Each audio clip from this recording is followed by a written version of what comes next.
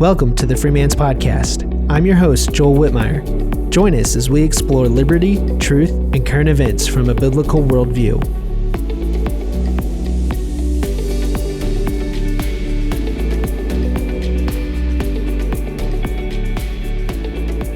What's up, Cam? How are you? I'm doing well, Joel. How are you? Doing good, buddy. Good. It's been a little while since I've recorded with you. Yeah, it has. I don't know how many you've done without me, because Don't feel jealous. me. Don't feel jealous. No. But no, it's actually that was by my own Wait. my own I was decision. gonna say, who abandoned who here? Yeah, right. But no, it's I'm excited to be back in the chair in a new setup. Yeah. Doing some recording. It's been fun. Every time we change something, it's like everything wants to go wrong. Mhm. But Yeah, that's 100%. part of it. Yeah. No, I told. It's every time we had meet to podcast. Mm-hmm. My wife always asks me when I'll be home, and now we've just kind of gotten to the understanding that it's there's really no point in me telling you what time I'm going to be home, because it I'm always sorry. is different. Yeah, right. And it's right. because it's not your fault. It's just always something unforeseen that happens. Yeah, no, I think we're starting to get into a good rhythm, Yeah. and now that we've figured out a couple of new things, I think it's going to help us get a little faster Mhm. at setting up and everything. So Sure. yeah. Yeah. Well, and you've been doing it for a while now. Recording, yeah, for Relatively. recording, it's been about a year and 3 months, I think. Yeah. Yeah, That's crazy, dude. dude, my mind's blown. Yeah. I was setting up everything, and I was just like, man, wow, this is amazing. God is allowing us to just keep going, and I'm like, I don't know why, but Yeah. here we are. Yeah. No, that's awesome. Yeah. What do you think is so I think it's pretty cool, because we just, not to date this episode too much, but It's we okay. just started a new year, Yeah. 2025. And so I feel just thinking a lot about new years and new beginnings and reflecting on old years. And you've just kind of somewhat recently, passed a year of Yeah. doing the podcast. What do you think are I don't know, some of the maybe your favorite things about this past year of podcasting, or maybe your favorite episodes, or Oh gosh. yeah, pick me, Yeah, Joel. right. But no, what are some of your favorite things just Yeah. from doing this podcast for the past year? I think,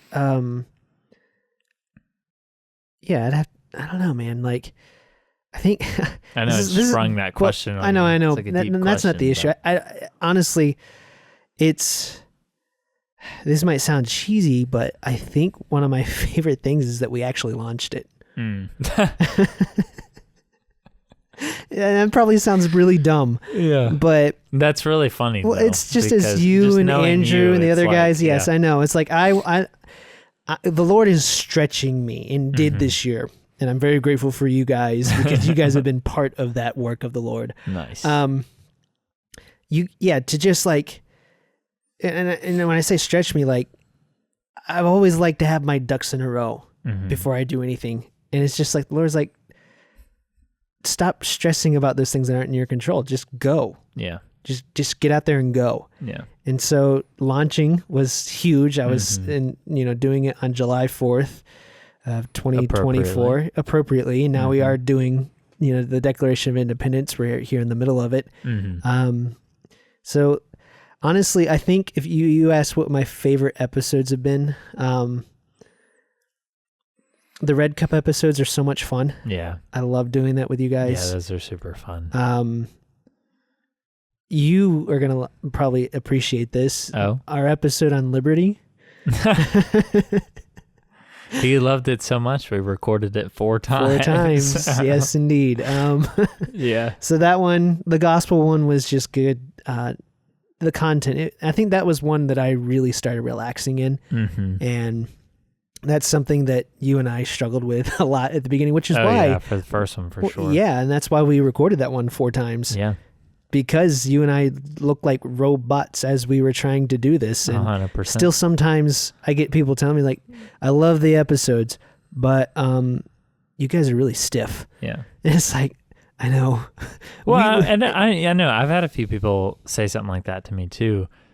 And then my response is always just like, you do it. Yeah, right. You know, like that's what I always want to tell them. Like, get yourself on the camera with a microphone. Yeah. And then you start having all the thoughts of like, you know, I've never realized how much I hate my voice until right now. Oh, you know, like doing the back of house work with all this, having to edit everything. It's like, ugh. Yeah. Yeah. Yeah. I don't know if you remember this, but like there was, maybe this is not a universal experience, but it was for me and my sister specifically. Okay. I remember we found out like on our old flip phones that we could record our phone calls. Did y'all do that? Yeah, we did stuff like that. Yeah. So like we found that really fascinating. And so we're like probably 13 or 14 or something like that. And we're like recording, we'd like call each other and then like record the phone call. And then you like listen back to your voice and you're like, I sound like that? That's like, so I hate weird. that. Yeah, right. And that's how I feel. That's why I don't watch any of the episodes back. You need to start watching them. No. Yeah, you that's need not to. true. I've watched like half of the episodes back.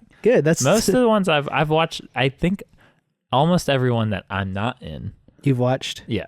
Well, that's not half. You're in way more than half. Well, no, I've watched more than that. I'm Okay, just good. saying I usually prioritize those because I was like, I don't need to watch the ones I was in. I was there. You know what's funny is I felt the same way. Uh-huh. And it wasn't until I had to go back and start like doing some things that I started listening to all of them because I didn't want to listen to them. Somebody asked me, why aren't you listening to your own stuff? It's like, because I was there and then I had to edit it and then I had to upload it and then it's like I'm watching it 4 or 5 times. Yeah, you're like, I'm done.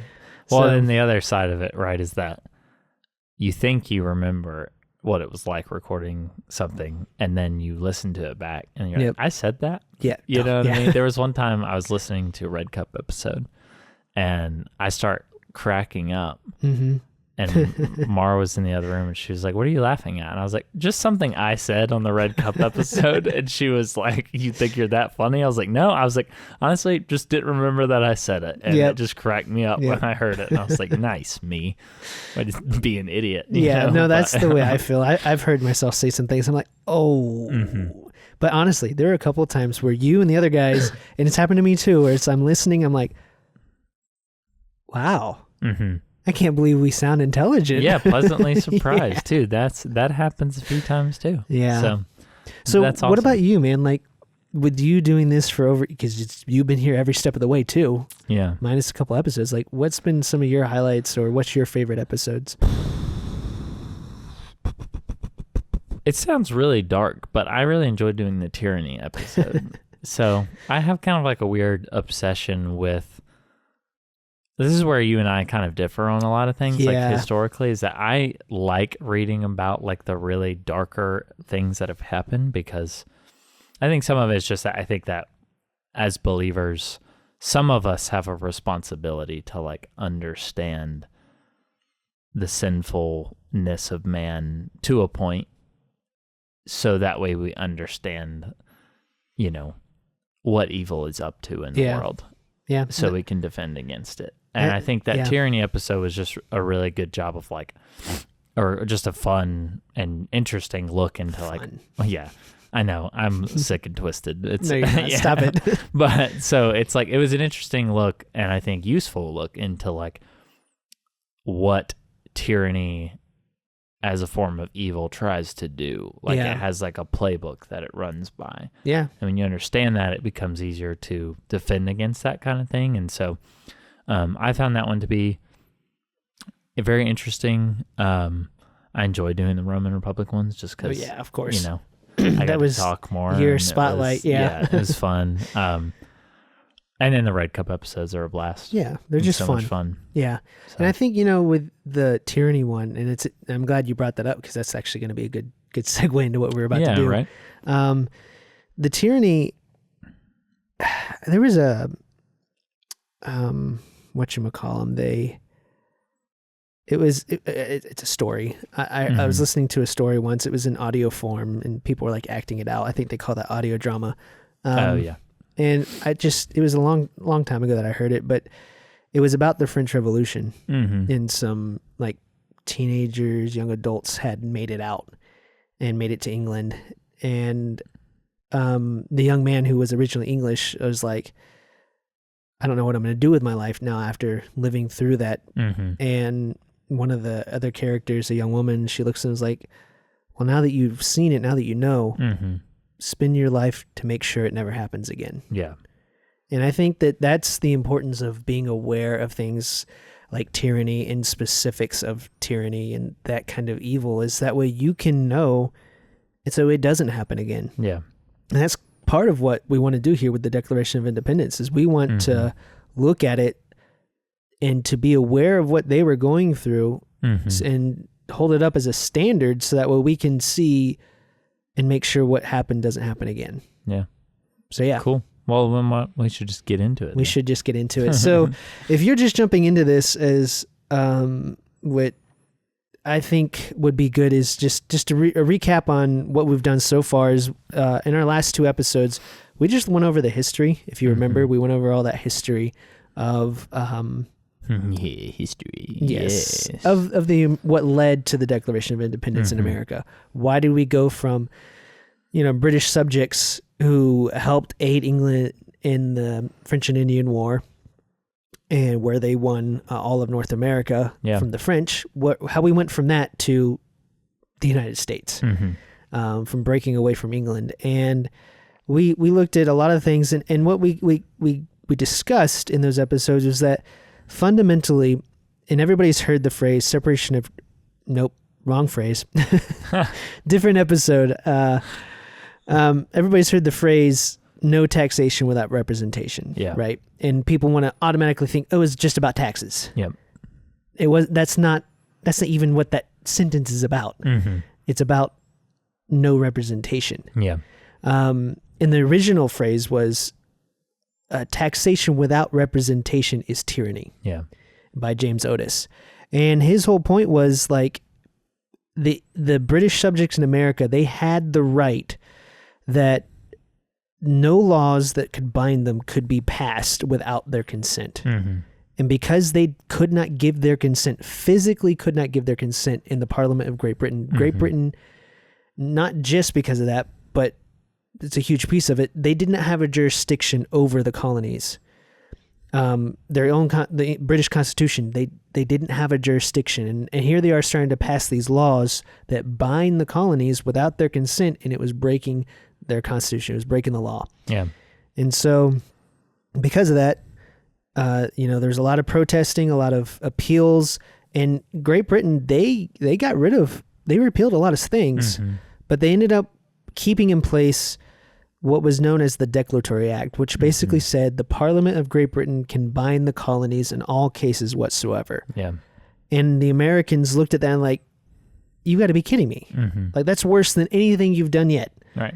Yeah, I mean, it kind of it puts you quite literally, kind of between a rock and a hard place. Oh, where really? You're saying, okay, well, maybe you've repealed some of these things that we found to be unjust, but then at the same time, you've now given yourself the power to do it at any point in the future that you please. Right. And without recourse. Right. And that just kind of puts you in this, I feel like in a way, put the colonies in a possible situation. No, where for sure. It's either that has to be repealed or something has to change one way or another. Right. And so they petitioned, and, there were protests. They boycotted England, like selling and trading with England, and it put a lot of pressure on England.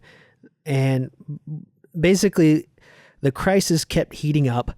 The guys in Boston, the Sons of Liberty, decided to throw a tea party and throw the British tea in the harbor, like we all know. That led to... what happens when a bunch of guys try to do a tea party. Yeah, you end up with a harbor full of tea and making tyrants upset. Yeah, exactly. But, so yeah, that led to England passing more... They called them the Intolerable Acts, where they shut the port of Boston down and put martial law and a whole bunch of other things.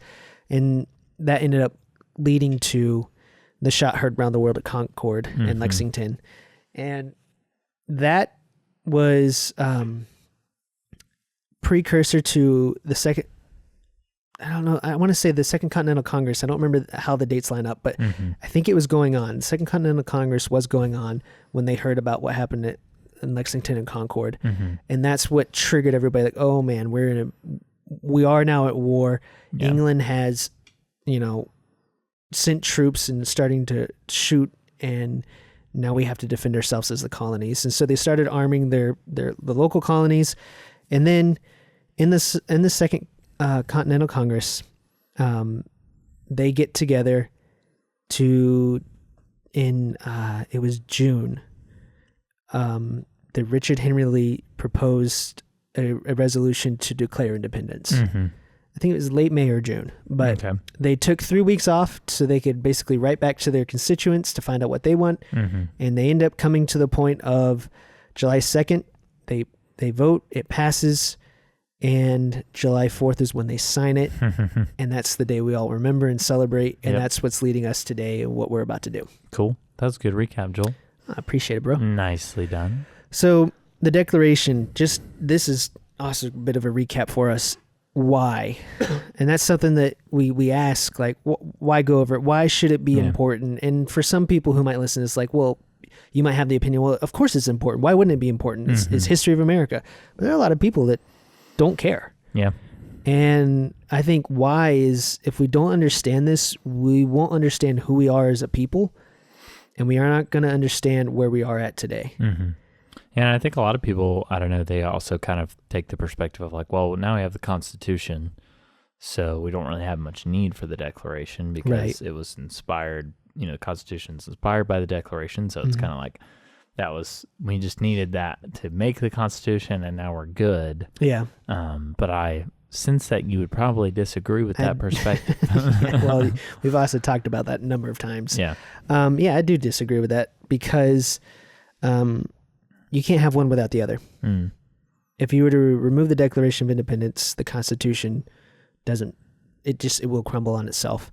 But if you remove the Constitution, you might have a declaration sitting there, but what good is it doing? Yeah. There's no actual structure. There's no structure for it to breathe life into, because that's what it does. It gives life to the structure. Yeah. So that's a cool way of thinking about it. And I think Abraham Lincoln, I'm going to get the metaphor backwards, but he said something along the lines of, the Constitution is a silver frame in the Declaration, silver frame of golden apples. Okay. So the Declaration is the silver frame, and the golden apples is the Declaration. I remember this metaphor, but I'm like, now I don't know it well. I don't know how he said confirm. It. Yeah, but he did say something like that. Basically, it together it makes this an incredible picture, this beautiful picture that just draws the eyes and makes you go, "That's an incredible thing," and that's what we have. Yeah. So cool. Yeah, the Declaration of Independence, it's not just a declaration of independence from Great Britain. It's so much more than that. This document is a declaration against tyranny, and it is still a declaration against tyranny even in our day. It's a document that declares who we are as a people and some of the most basic things we believe and agree on about life, society, government, liberty, our rights, and where those things come from. Yeah. And it is one of my favorite documents in all of history. Yeah. Like, it's pretty good. It's not my favorite, but it definitely is way up there. It's just like accumulation. Culmination. Culmination. That's the there word. You go. Thank you. I was like, no, what are you trying to say? See, this is why you stick around. Because I can't speak. I get like one good word. Oh, come on. Yeah. You'll get another one here in a minute. Yeah. Thanks, Joel. Yeah, you're welcome. That. But so it's a culmination. It's a culmination of a lot of great and wonderful ideas that come from a long tradition from Western civilization that was founded on biblical principles as far back as St. Augustine, to the Magna Carta, the Reformation, and then in America, our Declaration of Independence. Yeah. So yeah. Cool. So what we wanted to do, and I'm gonna let you start us off because we're gonna read through this. We're gonna read through the Declaration of Independence, and it is not July 4th, 1776, or 2025 right now. Yep. It is in January, and it's actually snowing outside. It's very cold outside. So the opposite of fireworks and barbecues. Yes, unfortunately, I can't wait for summer. Yeah, me neither. But so cool. You want me to start this thing off? Yeah, if you would. Okay. So, in Congress, July 4th, 1776, the unanimous Declaration of the 13 United States of America. When in the course of human events it becomes necessary for one people to dissolve the political bands which have connected them with another, and to assume among the powers of the earth the separate and equal station to which the laws of nature and of nature's God entitle them, a decent respect to the opinions of mankind requires that they should declare the causes which impel them to the separation. And you're going to read the good part. No, I was just kidding. We hold these truths to be self-evident, that all men are created equal, that they are endowed by their Creator with certain unalienable rights, that among these are life, liberty, and the pursuit of happiness, that to secure these rights, governments are instituted among men, deriving their just powers from the consent of the governed, that whenever any form of government becomes destructive of these ends, it is the right of the people to alter or to abolish it, and to institute new government, laying its foundation on such principles and organizing its powers in such form as to them shall seem most likely to affect their safety and happiness. Prudence indeed will dictate that governments long established should not be changed for light and transient causes. And accordingly all experience hath shown that mankind are more disposed to suffer while evils are sufferable than to right themselves by abolishing the forms to which they are accustomed. But when a long train of abuses and usurpations, pursuing invariably the same object, evinces a design to reduce them under absolute despotism, it is their right, it is their duty to throw off such government and to provide new guards for their future security. Such has been the patient sufferance of these colonies, and such is now the necessity which constrains them to alter their former systems of government. The history of the present King of Great Britain is a history of repeated injuries and usurpations, all having in direct object the establishment of an absolute tyranny over these states. To prove this, let facts be submitted to a candid world. So the next part of this is the different acts of tyranny that Thomas Jefferson wrote out. Yeah. And we'll get into some of those in a minute, but we're going to skip that part for now, and we're going to finish up the rest of this. Okay, cool. And you want me to read these next two? Yeah. Okay, sweet. So in every stage of these oppressions, meaning the acts of tyranny, we have petitioned for redress in the most humble terms. Our repeated petitions have been answered only by repeated injury. A prince whose character is thus marked by every act which may define a tyrant is unfit to be the ruler of a free people. Next paragraph. Nor have we been wanting in attentions to our British brethren. We have warned them from time to time of attempts by their legislator to extend an unwarrantable jurisdiction over us. We have reminded them of the circumstances of our immigration and settlement here. We have appealed to their native justice and magnanimity, and we have conjured them by the ties of our common kindred to disavow these usurpations. Sorry. I was doing good. I was so focused on magnanimity that I messed up. You nailed that. Yeah, I did not earlier. That's why you got that part. Okay, so which would inevitably interrupt our connections and correspondence. They too have been deaf to the voice of justice and I don't know this word at all. Consanguinity. There you go. That's a fun one. Yeah. You didn't warn me about that one, Joel. I forgot about that one. We must therefore acquiesce in the necessity which denounces our separation, and hold them, as we hold the rest of mankind, enemies in war, in peace, friends.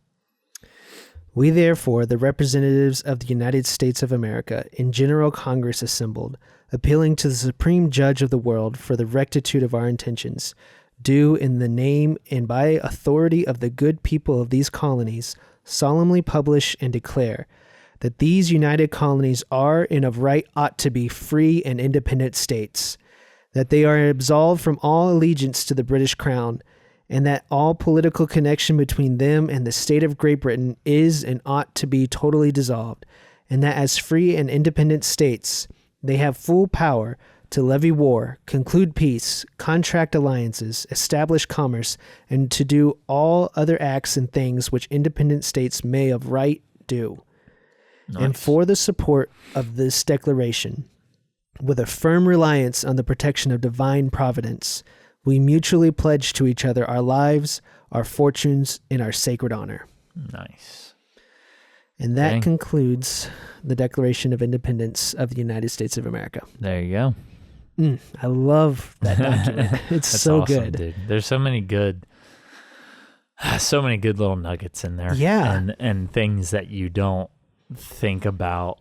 And I don't know. I feel like there's so many little like aspects of that are not really like focused on when it's like taught about or when it's like just discussed like in kind of in public discourse. It's like there's the big things that like everybody's kind of like generally familiar with, but there's so many little things in there that are just like, that was really smart. It's really well said. That was a good idea, you know? Yeah. So. No, and what we want to do now is, want to take each section and we'll probably break up some sections because they're kind of long. And just, I want to delve into them because of that and look at some of those nuggets that we might sometimes just pass right over to some of the big important parts, which we'll touch on. Yep. But some of these things, it's like, wait, like you said, wow, that's like really good stuff. Yeah. And it's stuff for us today. Like we need to keep these things in mind because this will help give us a litmus test for what our government does today as the people. Honestly, and it should give us a litmus test like, wait a second, are they meeting the ends for which our founders and I believe the Bible would teach that government is supposed to be doing? Right. Is it doing it, or are they more leaning towards what our founders were trying to get away from? And so something to keep in mind. Should we give like a pass-fail grade at the end of the? I don't want to do that. The video. Because I'll put it this way: if it's the administrative state, fail. That can be pass-fail. Yeah, but the rest of it, I think we can grade it because there are nuances and there are people who are doing the right thing. Nice, and there are a lot of people that aren't, but I don't want to just sweep everybody out the door, You just throw it out the window. Yeah, absolutely not. Cool. Well, this is going to be fun, dude. I'm excited for this. This is right up my alley, just doing like a really deep dive into one thing, Yes, it's always, I enjoy that quite a bit. So yeah. So for, in our last two episodes, we really focused on the story that got us here and the history that got us here. Yeah. So let's get into this. So cool. Keeping that context in mind. So in Congress, July 4th, 1776, right off the bat, it's not my favorite holiday because, as a Christian, I honestly, sincerely, Christmas, Easter, even Thanksgiving, even though it's not from the Bible, those are my favorites. But as just, I'm so thrilled to have been born in America, and we get to celebrate the 4th of July with fireworks. Like, I love this. It's great, dude. I love my kind of like July 4th routine is that I usually just like wake up and then last like 3 years I have this like Captain America like athletic shirt. And I've seen you wear it. Yeah. And then I just like play Lee Greenwood's Proud to Be an American. Yeah. On or at least I know I'm phone. Free. Yeah, buddy. Yeah. And then just walk around saying America all day, So I like going to coffee shops. Yeah. Not tea shops. Yeah. Here in America, we drink coffee and whiskey. Get that tea out of here. I'm just kidding. Yeah. Coffee. I'm the coffee. All right. So 4th of July. Yeah. Just a note. I like to tell people Happy Independence Day because every other country has a 4th of July. It's true. We have Independence Day. It's true. There are plenty of other countries that also have Independence but days. Not on the 4th of July. No. Yes. The two don't come. There's what did I hear the other day? It was like, I don't remember the whole setup like of the joke, but it was basically, maybe it was like a meme or something, but it was like Great Britain, the #1 world supplier of Independence Days. Thank you, Great Britain. Yeah. We appreciate that. Yeah. Great statistic for you. I love that. Yeah. So I don't know if any British people will ever watch this, but I hope they probably should be actually offended have some. by now. Really? Did I tell you that? That's awesome. Yeah, we have. Shout out to those people. Yeah, I hope they're sticking around. I for love these. Britain, for the record. I think do too. It's awesome. After this part of history, Like before it, I love it. This part, nope. After it, love it. Yeah. Yeah. Yeah. So, that's so funny. So yeah, the unanimous Declaration of Independence of the 13 United States. Mm-hmm. So I think that's just a cool thought. They weren't going to declare independence unless everybody agreed. Mm-hmm. And New York did abstain, but that was enough. Mm-hmm. So that's pretty rare for people to be unanimous, especially. Right, to have that level of consensus. Yeah. You know, it's crazy. It's not usually, it's unheard of, really. Yeah, it doesn't happen a lot in cultures and societies throughout history. So that's pretty cool. Yeah. I think, I don't know, it's kind of like you go further down, you just kind of like read through it a little bit, but when in the course of human events it becomes necessary for one people to dissolve the political bands which have connected them with one another, and to assume among the powers of the earth the separate and equal station to which the laws of nature and of nature's God entitle them. I think in that section, before getting to the end of that sentence, it's, and this is like a reoccurring theme in all of the founding documents, but the founders were, first of all, just well-read people. Yep. But also just hyper aware of human history. Yeah. And as a history buff and an ancient history buff, they also were quite aware of ancient and past histories. And so they understand like this as a historical concept that people's, when it is necessary, come to these points of like, we have to break off the political bands. Yeah. You know, because as they kind of get into the reasons why, it's sort of like governments exist for the benefit of people in theory. Yeah. And so it's like they understand kind of this historical trend of like, if that's not happening, then you're going to get to that point of breaking off, because eventually people get, you know, tired of that, you know, if it's not working. So yeah, no, for sure. And this can be really wordy. It's a lot of old English. Yeah. And what's crazy is this was written at a third grade level. And you and I were struggling with the words.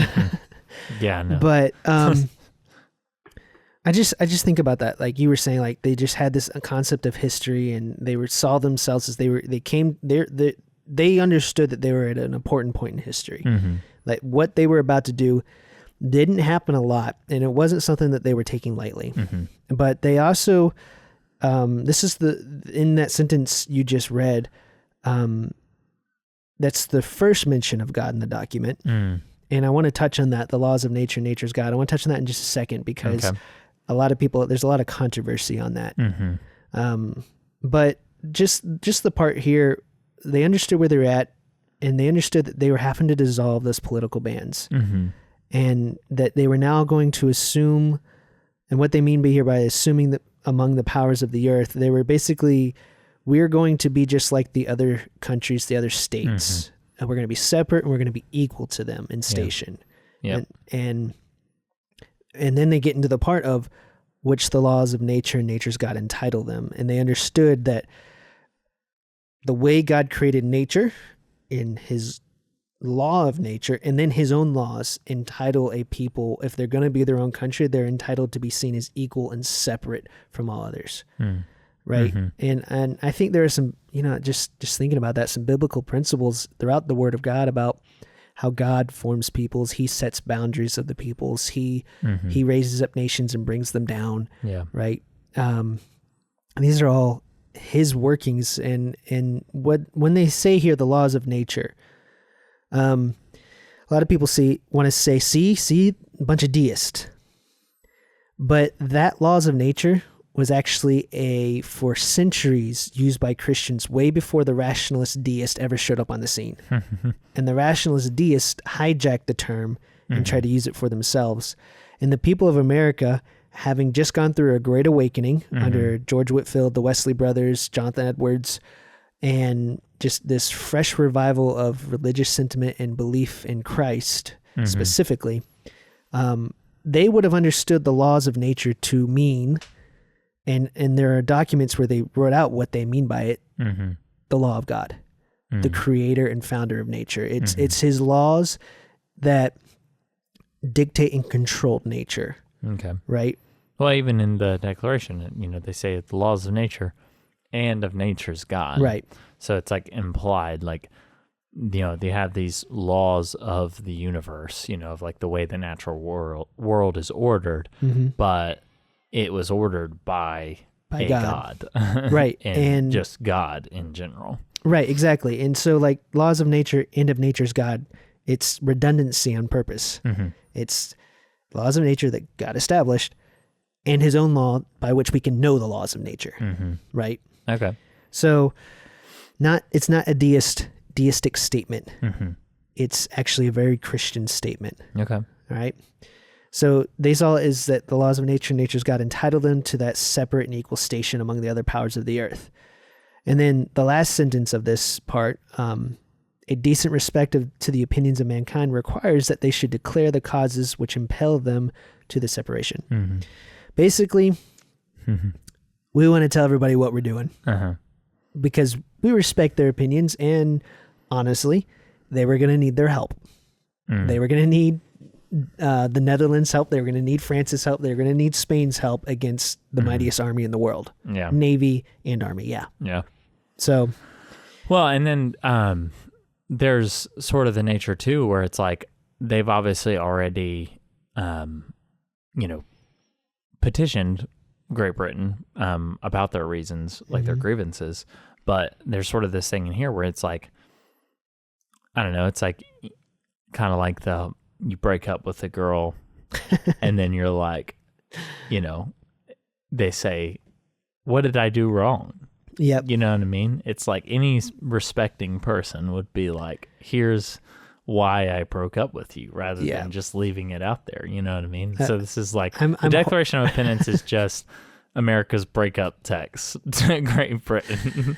I am actually loving we're and done. horrified. It's not me, it's you. That's basically what the Declaration of Independence says. Truly. Yeah, man. I'm just like, we celebrate our breakup with fireworks. Yeah.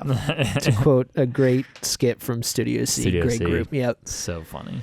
So yeah, moving on to the next part here. Moving on past that. Moving swiftly along. Yes. So we hold these truths to be self-evident, that all men are created equal, that they are endowed by their Creator with certain unalienable rights, that among these are life, liberty, and the pursuit of happiness. Nice.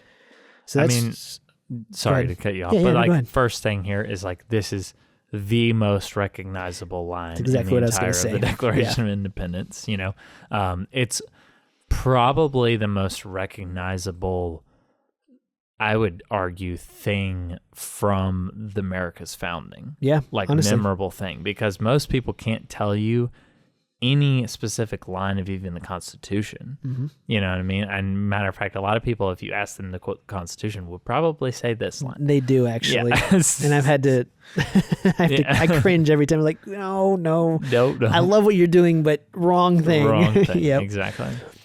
No, and I completely agree. It is probably the most recognizable thing. And I think part of that is because, it carried on to the Civil War. Would Frederick Douglass would quote this kind of thing, if I'm not mistaken. Abraham Lincoln really paid homage to it, if I can say that. And then, the Civil Rights Movement with Martin Luther King Jr. These were the kinds of things that they would point back to and see. And they would call this whole document America's Promissory Note. Yeah. Like, this is our ideal. This is the promise to the people that this is what the Constitution's supposed to do. And we're going to keep trying until we get it right. Yeah. Because we've gotten it wrong a lot. But we keep, over and over again, by the grace of God, we keep overcoming and getting closer and closer and closer to this idea.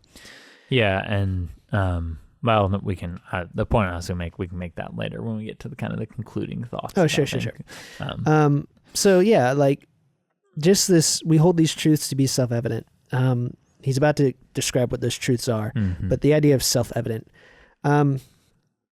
again, that is, people might want to say like, oh, that's the rationalistic mentality. But I think it's Romans 2 in the Bible, it talks about in there how God has written in our consciences. Yeah. And I'm paraphrasing massively, but in our consciences, we know the difference between right and wrong. And, and there are people who never heard the law, but they keep it. And they're keeping it, the principles of the law, because of their conscience that God had given to each and every individual.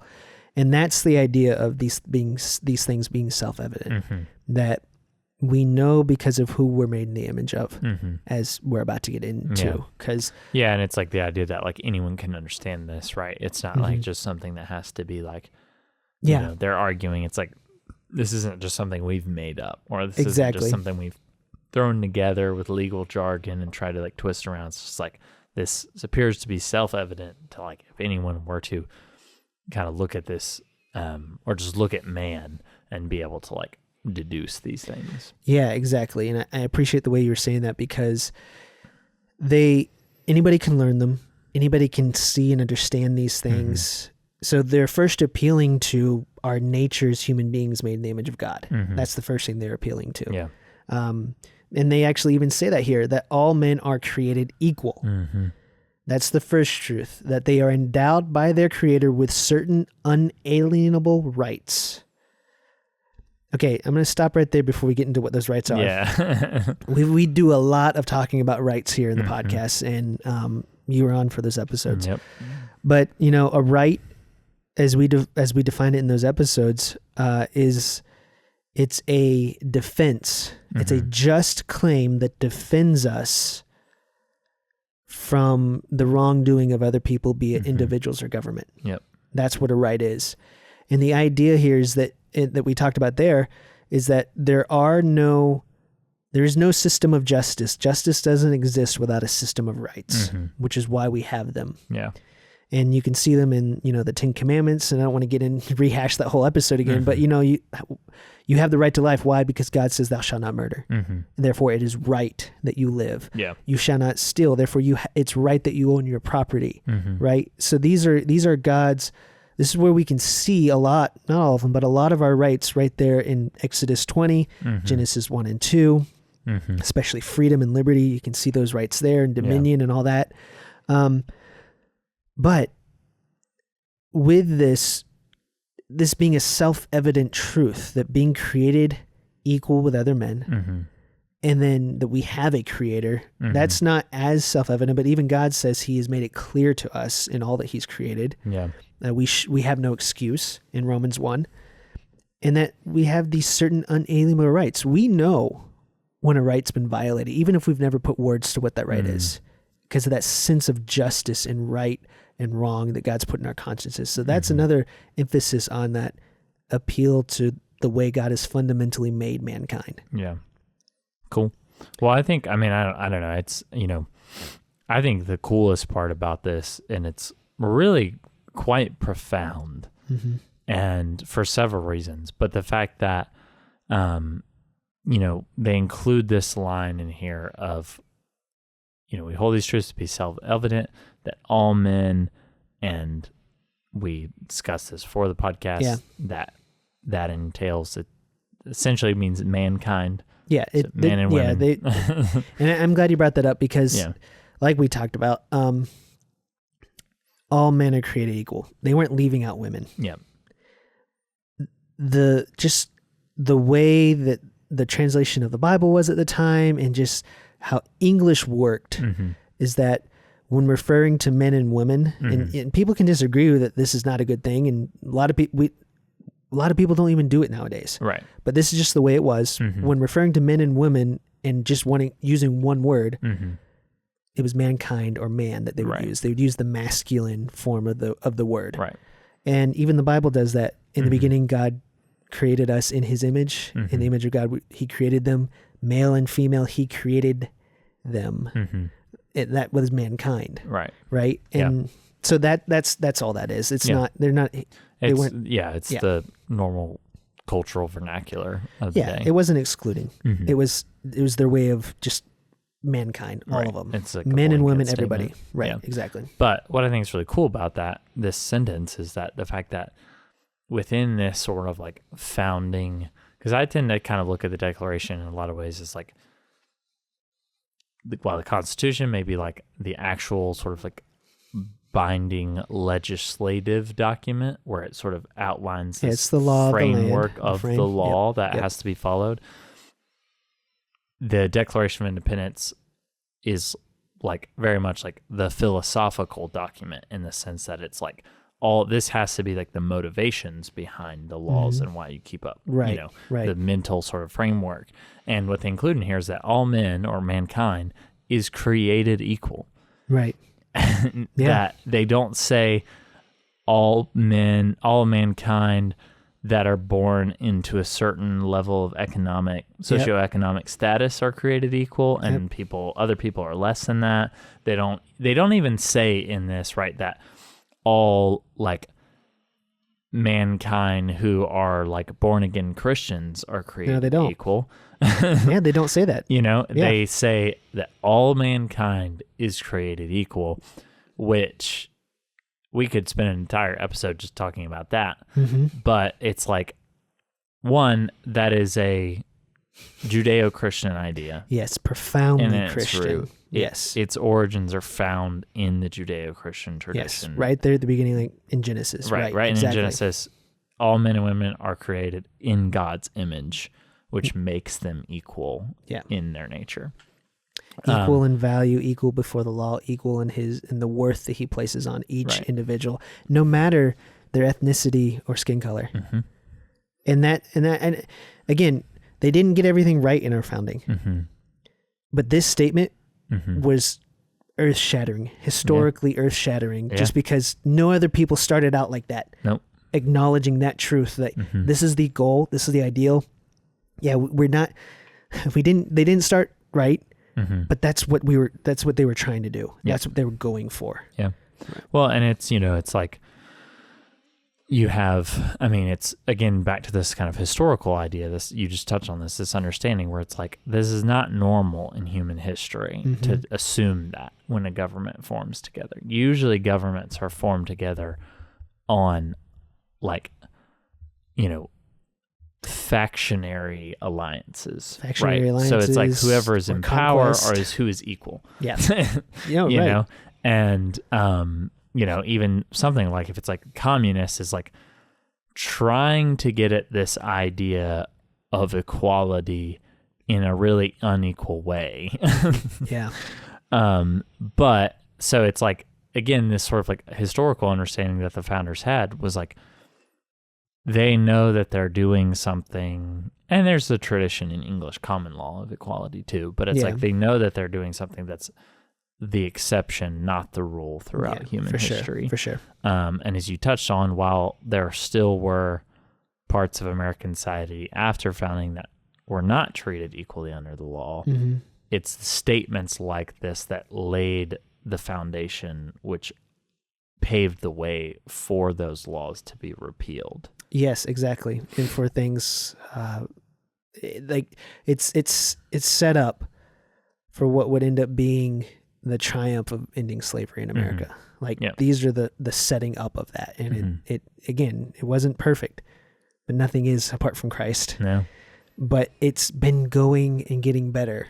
And that's such a blessing. Yeah, it is. In those senses. Obviously, other things, as America gets away from this on the other side of things, it gets worse. But that's a different topic for us. But cool. But do you want to get into the rights? Oh, yeah. These rights. I love rights. That among those rights, these unalienable rights that God has given to all of mankind, that among these rights are life, liberty, and the pursuit of happiness. Nice. So life, you can't have any other right apart from if you don't have life. Please don't kill me. Yeah. Which again, I don't mean to keep banging on this drum, but like even that concept that all people have the right to life is not a given amongst world governments throughout history. Well, even today. It's not. Abortion's still going on. Right. Which that's in our own country. Yeah, I know. That's it, but the ball's in our court now, praise God, because Roe v. Wade got overturned. Right. It's in the states' courts. States, get at it. End it. It's time for it to end. Yeah. It's time for that to end. The right to life has to be respected across the board, period. Right. Amen. There you go. Yeah, Joel. I won't say anything else on that. So, liberty. we say a lot about liberty. You wanna give us the definition? No, I don't. You know don't. You want to try it? You don't know it off the top I'm of your not head? even gonna try it because I'm gonna sound so stupid. I was hoping so badly that you had that down. I've got bits of it, but I'm not gonna sit here like it's the responsibility to know. That was good. So why don't you hit us with the definition, Joel? How we define your definition? You keep saying that. It is your definition. Okay. I didn't write it. Okay, so my definition of liberty, I'll own it. I'm going to own it now. Okay, you happy? There you go. Good. I don't even know if I agree with it, so I'm just You kidding. just pursued happiness right there. You got me to own it. I appreciate that. I did, yep. Good for you. Right. Okay. Dang it. So I'm just kidding. Yeah, right? Go ahead. So liberty. Liberty is not a license to do whatever you want. Mm-hmm. It's the responsibility and it's the ability to do all that God says is right and good and to enjoy everything God has given us to enjoy. Nice. Apart from the interference and infringement of individuals or governments. Cool. Liberty. Awesome. And that's one of those rights from God. Mm-hmm. And they acknowledge that. Mm-hmm. And before I get to the last one here, I think that's such an important thing to remember. Our founders acknowledge that God gave these rights to us. Mm-hmm. They're not saying that all men are seen as equal by the government and that they are endowed by their government with certain unalienable or alienable rights because the government has the right to take them if they want them. Mm-hmm. They didn't say that. No. Government rights don't come from government. No. Period. Declaration of Independent States says so. Mm-hmm. I argue and believe the Bible teaches that. Mm-hmm. So people who want to say they come from government, well, good luck and enjoy that life because it ain't going to be that enjoyable very long. Yeah. Well, and the thing about it is, right, is it's hard because like one of the things that is, intrinsically woven through this document is the idea that men aren't just equal, but they're created equal by a creator. Yes. And so that sort of like as a concept, believing in a creator means that you have a absolute truth with which to point to. Yep. And so and appeal to. Yeah. Exactly. So it's like it gives you a foundation for something to appeal to say like, no, there are unalienable rights that are given to you by something else. Something higher, someone higher. Whereas the naturalistic, materialistic worldview rejects that as a concept. Right. Everything's matter and energy. And therefore, either A, I would say the logical conclusions are you would come to, there are no such thing as rights. Which a lot of people come to that conclusion. They have to be given by the government to protect people. Yeah. I think Hegel was a philosopher sometime in the 1800s, I think. That is true. And he came up, he like really espoused that idea that there are no rights. Yeah. And then he contradicted himself and said that rights come from government. So it's like, wait a second. Yeah, exactly. Yeah. But a lot of the progressive era loved Hegel and his ideas. Yeah. And that's where we got a lot of the progressive administrative state that we're dealing with today that is very anti-Declaration of Independence and the biblical principles behind them. So last one here. Pursuit of happiness. So originally that was not pursuit of happiness. It was property. And the reason they changed it, and in the pursuit of happiness is the idea of owning property. Yep. Right? So it's still there. But the reason they changed it was because of the fear that people would say that they had property rights over other human beings. And so well done, Thomas Jefferson, for getting that on this. The fundamental. I think I remember there was like some debate, like there was discussion between them. They were trying to decide they were literally like having like a intense discussion about like we want to make sure that property is included, but we don't want it to be abused in this way. Yeah, because I think there were some people that did, because not all the founding fathers were saints. Nope. By any means. And Thomas Jefferson was a very complex human being. Complex. Yeah. A lot of great things and then but who doesn't also have good qualities and bad qualities? That's true. this side of we're all pretty complex. Pretty complex. So what do you think, Joel, like, and briefly, because I know we've been talking about this for a while, but like, what do you think happiness means in that line? In this line? Like, what does happiness include? Obviously, we talk about property can be one element of it, but it's like, I don't know, because happiness is an interesting sort of concept for the believer, because it's like, is our job as believers to pursue happiness? In Christ. Yeah. Yep. You said that, but is it happiness or joy for the believer that we're supposed to seek after? Like, Jesus talked about the Beatitudes, blessed are, blessed are, blessed are, blessed are. That word blessed in the Greek means happy. Happy. And in the Old Testament, the Hebrew word for blessed is very similar and means happy. So there is a concept of happy in the Bible. Yeah. Right? Blessed of the Lord. It brings happiness. When you receive a blessing, it brings happiness. Yeah. So, and they're saying pursuit of happiness, not the right to be happy all the time. That's not a right. It's important. But it's you an have important distinction. Exactly. We have the right to pursue those things that can bring happiness or joy. Joy is much more fundamental, and it can be in any situation. A deep, abiding joy that can only come from Christ. It's a fruit of the Spirit. But when I think about the pursuit of happiness right there, I think about Ecclesiastes. And we've talked about, I think it's about the movie with Will Smith and Jaden Smith. Hey, that's actually a great movie. That's a great movie. That's a very good movie. Actually talked about that the other day because of the Rubik's Cube scene. Yeah. Yeah, that's a very good movie. I love I haven't seen it in forever. We shouldn't go down. I could talk about it. Let's not right now. Let's not do it. But the pursuit of happiness, like just that in Ecclesiastes, I think chapter 4, it could be chapter 3, that I'm going to paraphrase this. I know not what is good for them except that they should do good, rejoice, eat and drink, and enjoy all the good of their labor, for this is the gift of God. Yeah. Like, I think that's the right, a pursuit of happiness, or pursuit of property, pursuit of being able to enjoy the fruit of your labor. Yeah. Right? You can pursue, build things, take dominion, do what God created you to do, to flourish as God created you to flourish, and enjoy the fruits of it. That is a type of happiness for mankind. And that they're acknowledging that comes from God. That's God's gift to us.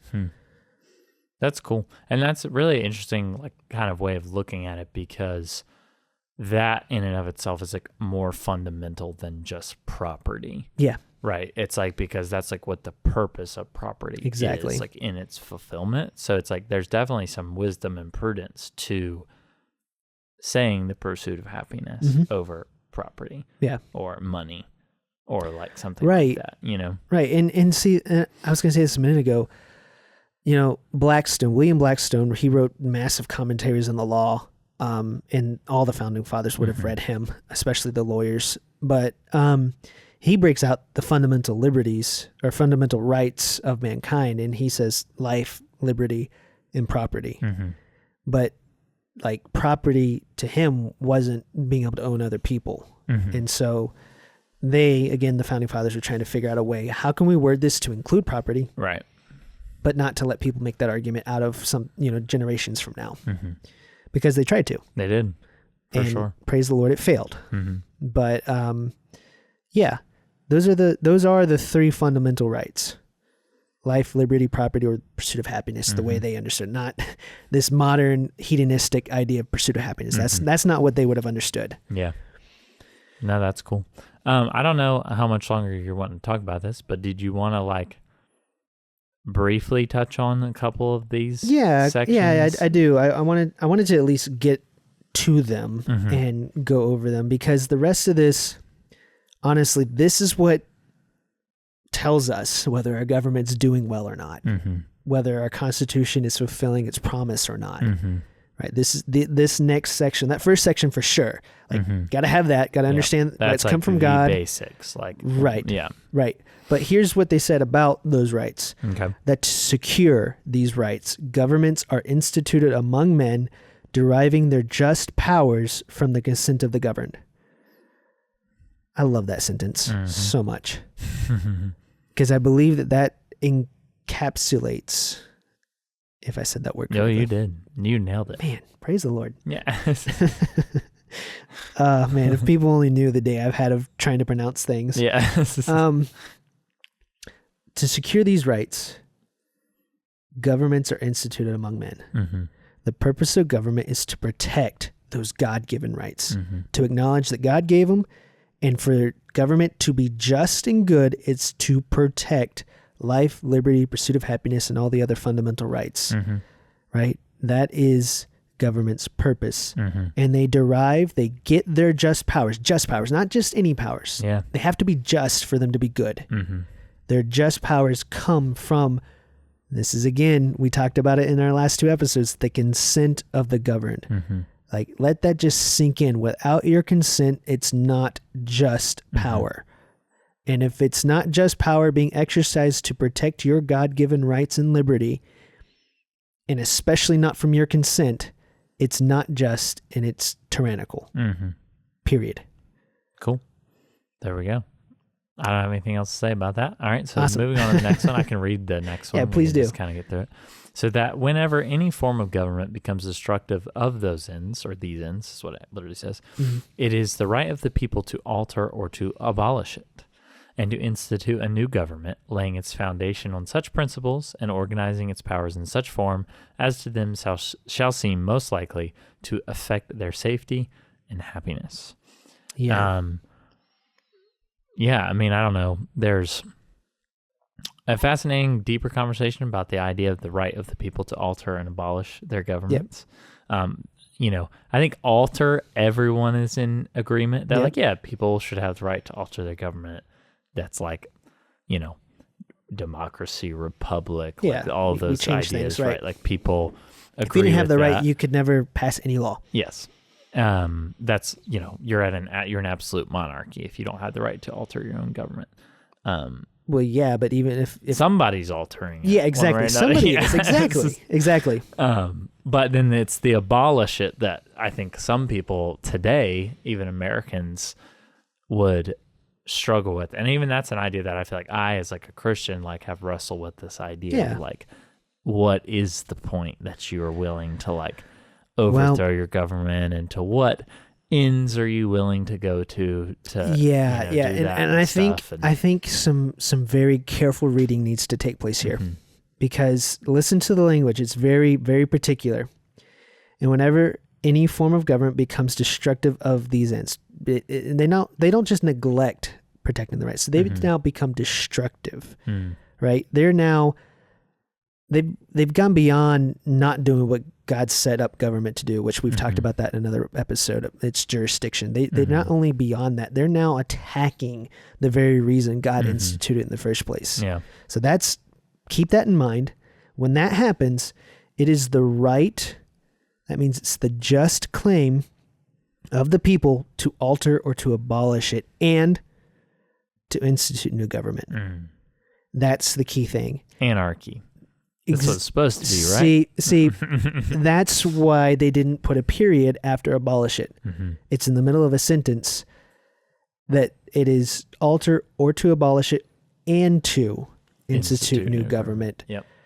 Laying its foundation on such principles and organizing its powers in such form, basically just how to figure out how to structure it, as to the people that were being oppressed, shall seem most likely to affect their safety, the rights of their right, the safety of their rights and liberty in themselves, and happiness. Yep.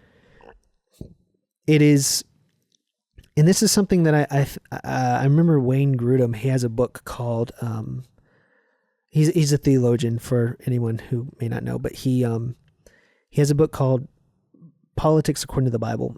Okay. And he talks about this in there, and he makes a pretty interesting point. Of all the things in the Bible that talk about obeying government, it never prohibits the altering and abolishing to set up another form. It would, and I think, and people will be like, wait a second, that's kind of, and I don't want to misquote him, and I don't want to say, but the thing is I think what he's making the point, and I think the point I would make, so I'll leave him out of it, is that altering and abolishing evil, destructive government to restore right government, well, there's a lot of principles of that actually taking place in the Bible where it was a good thing. Which I think done by the right people. A few other episodes, and we have. I think you were planning on doing one where you go into even more of a deep dive. I do want to get into that just because I want to clear up. There's a lot of misunderstanding about what our founders did, even in this whole thing that we're talking about. People, a lot of Christians believe that they were wrong. I personally don't. In the situation, the context, and what was going on and what they were doing, and the roles and positions of authority that they had to protect the people from even higher authorities who were exercising oppressive measures on them. They still had the authority, the jurisdiction to protect the people even from that. And so because of that, I think it'd be worthwhile to just try to discuss that and to come to as clear a conclusion as can be. Yeah. So, but not today. Yeah. That's for a different day. Yeah. So cool. So the next one. Yeah. Next one here. I'll read this one and I'll let you get the next one. Okay. Prudence indeed will dictate that governments long established should not be changed for light and transient causes. And accordingly, all experience has shown that mankind are more disposed to suffer while evils are sufferable than to right themselves by abolishing the forms which they are accustomed. I think that's a very interesting line. Well, it is, but I think that's also like temperament. Like for what they were doing, we're not just going half cock here just because we just don't like the new administration. Right, we're just unhappy. Yeah, we don't like it. Agitated. Yeah. My team didn't win. Exactly. There's none of that going on here. They tried for, I think, what was it? I think 11 or 12 years to fix things as peaceably and as well as they could. And again, it was the British who sent the troops first. And what they're saying here is that people are, and I've experienced this too, disposed to suffer while evils are sufferable. Than to right themselves by abolishing the forms of which they are accustomed. And how many times have you or somebody you know been in a really bad job situation and just won't change it because... Or a really bad relationship. Yeah. Because the evil they know to them seems better than the evil they don't know. Yeah.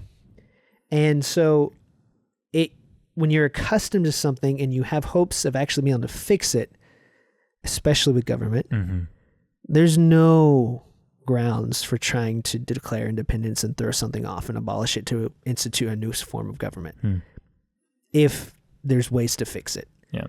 And that's what they're trying to say is like, we've exhausted everything here, guys. We're not these people who just, like you said, my team didn't win. Right. We've tried. Yeah. And they keep getting worse. Yeah. Well, I think it's just, again, it's just like that whole sentence to me is really fascinating about that mankind are more disposed to suffer while evils are sufferable than to right themselves by abolishing the forms to which they are accustomed. And, you kind of see this throughout a lot of like the founders' writings. The Federalist Papers. Yep.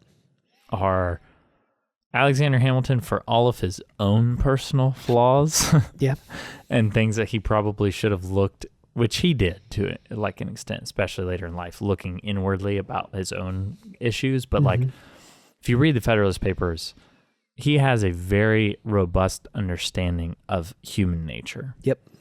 Him and Madison and Jay, because those are the three guys who wrote that. Yep. And that's a lot of his argument for the Constitution is like having to put, is particularly the enumeration of powers, is on this idea of like human nature, that like you have to curtail human nature in a way that you don't allow people to sort of be self-destructive. Yep, exactly. And so I think just that sentence in the Declaration is like, again, it just kind of shows that like there's wisdom in just, they understand in a more real sense, like the nature of mankind. Yeah. Yeah. And, it's unfortunate, but it's like a lot of times I feel like today, and it's really throughout history, right? Is it's like so many of the things that like we clamor for as people, and we clamor for the government to like give us X or to like do Y for us, it's like comes from this place of like complete misunderstanding of like human, like who you are as a human, and like, you know, what are you, like what you're asking the government is like, you know, driven from this complete either like selfish place, or you don't understand, like, you know, people, one of the biggest complaints all the time I feel like people make about our government is that like nothing ever gets done. Yeah. And or all like the wrong stuff gets done. Right. And it's, well, then that's a separate issue. But it's like, you know, they'll say that it's like, oh, well, like no one has the power to do anything, right? Like, you know, it takes, you know, all of this like, you know, government semantics and bureaucracy to like work its way through things. And I'm not a fan of bureaucracy, but like the other side of that coin, right, is that like they can do whatever they want, whenever they want, and they can pass any law that they want at any time. And so it's like there's something that's like good about the fact that it's not always easy to pass laws. Yeah. Because that is like a curtail and a like check on human nature and like our propensity to do evil. The way it was set up with the different houses and stuff, you can look at, I think Federalist 51 does a good job talking about the human nature. If men were angels, there'd be no need for government, is what it says there. And I think like you were saying, just that understanding of human nature, like they didn't have a rosy picture, which that's a big thing that distinguishes them again from the rationalists and the deists and the Enlightenment, is that Enlightenment believed in just the perfectibility of man and that he was ultimately good. He just needed to have the right understanding, be able to figure it out on his own. Right. Founding fathers were like, that is not man. Yeah. Mankind is sinful apart from God. And when he gets into power, he causes a lot of trouble, so we need to figure out a way to check and balance him getting power, so no one individual or group of individuals gets ultimate power and absolute power over the rest of everybody else, because then it's just destruction and tyranny and oppression for the people. I like the way you put that. They didn't have a rosy perspective on human nature. Yeah, they sure didn't. They did not. So nor should they. No one should. Okay, do you want me to read this second to last one? Yeah, if you would. Okay. Actually, read them both. Oh, wow. Responsibility. But when a long train of abuses and usurpations, sorry, my brain's not working very well. So, usurpations pursuing invariably the same object in vices designed to reduce them under absolute despotism, it is their right, it is their duty to throw off such government and to provide new guards for the future security. I feel like we that was touched on one of the other. It was. I just want to just touch on it real quick and make this point. They, again, not going off half cock. They weren't just, my team didn't win. Yeah. They're saying after a long train of abuses and usurpations, like it's been happening over and over and over again. In those first two episodes we went over so much of that. Yeah. Right. And so there's just so many of, and when you look into what those laws were doing, it really is jacked up. It really is messed up. Yeah. And so it's only after a long train of abuses and usurpations pursuing invariably. So without the ideas like all these abuses, their ultimate consequence, even if it's not intended, because I would say the English didn't intend it. Well, some of them. I think some of them were pretty hardcore tyrants. Yeah. But they were pursuing it. These long trains of abuses and usurpations pursuing invariably the same object, and the object that they saw was absolute despotism, and reduces them to that absolute despotism. And so that's what they're saying here, is that we're not doing this for light things, for little things. This has been happening a lot. And it's going to lead to absolute despotism for our people. And so we recognize, because that is the case, that it's gotten to the tipping point that now it is our right, it is our duty to throw off such government and to, again, provide new guards for the future security. Yeah, so that's a good line. Getting rid of old, bad, destructive government to put in good, right, just government. Yeah. There's a huge difference between that and even what the French revolutionaries were doing and what the Bolsheviks were doing or what the Nazis did or what has happened in countless other regimes throughout history. Massive. We're not just getting rid of this to be tyrants. we're doing this to restore good government, because there is such a thing as good government. Yeah. Right. Yeah. Cool. Well, so then this next part says, such has been the patient sufferance of these colonies, and such is now the necessity which constrains them to alter their former systems of government. Kind of same thing, touching on that again. The history of the present King of Great Britain is a history of repeated injuries and usurpations. There you go. Got it. All having in direct object the establishment of an absolute tyranny over these states. So again, they're saying the same thing, a little different, but now they're tying King George into it. King Britain. King Britain. Wow, I can't believe I said that. Yeah. Yeah, but the King of Great Britain. See, I saw the King of Great Britain, and I just deleted some of it. I deleted some of that. Deleted 2 of those words. No, but they're pulling him to it because the way they saw it is they had appealed over and over again to him to tell Parliament to stop, and he wouldn't do it, and he kept telling Parliament it was okay and they should keep doing it. And so they're like, okay, you're a tyrant, at least to us. And if you want to go look at King George III, when he wasn't going mad, because he had some issues, you would say he was a pretty good guy. Like he was in favor of Wilberforce and what he was doing to end slavery, right? But in this situation, I feel like he bit in and is like, I'm going to be stubborn about this one, and just kept allowing the tyranny to happen. It's just instead of, with the powers he did have, encouraging and calling and telling Parliament, you need to stop. Yeah. Well, and it's kind of one of those things where too, this sort of connect the two together, the last 2 sections, but they talked about part of the purpose of throwing off their current government is to provide new guards for the future security of the colonies or now the states. Yeah. And